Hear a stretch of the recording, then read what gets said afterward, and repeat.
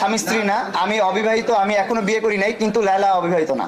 যদি প্রয়োজন হয় আমি জেল খাটবো, তারপর আমি হচ্ছে যে ওর কাছে যাব না। এই যে সে দুইটা কন্ডিশন দিছে যে 90 লাখ টাকা দিতে হবে, না হলে আমার সাথে থাকতে হবে। ওর বাসায় যে কার্যকলাপগুলো হতো, ওর বাসায় যে সমস্ত মানুষগুলো আসা যাওয়া করতো, এগুলো আমি অ্যাকসেপ্ট করতে পারতাম না। হ্যাঁ আল্লাহ ভাই, না আমি কান ধরছি, প্রয়োজন নাকে খত দিব, ঠিক আছে? আমি আর ওর সাথে নাই। আমি যদি এখন ড্রিঙ্কস করে থাকি, আমি থাকি, এটার পিছিয়ে দায় হচ্ছে ও। হ্যাঁ, আমাকে যদি 1 কোটি টাকাও বলে যে তুমি আল্লাহ একসাথে উদ্বোধন করো, সেখানে আমি রিজেক্ট করে দিব। যদি প্রয়োজন হয় আমি জেল খাটবো, তারপর আমি হচ্ছে যে ওর কাছে যাব না। এই যে মদের বোতল এগুলো সব ওরে দিচ্ছে, কোনো ক্ষতি চাইনি, কখনো ক্ষতি করি নাই। আজকে বলতে হচ্ছে বাধ্য হয়ে, কারণ আমার দেয়ালে পিঠ থেকে গেছে।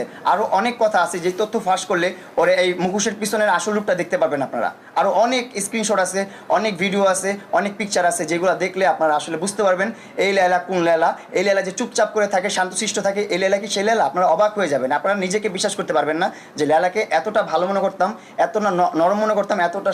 যদি আপনি ভিডিওগুলো আর স্ক্রিনশটগুলো দেখেন, এই ইনশাল্লাহ এগুলো আমি দেখাবো।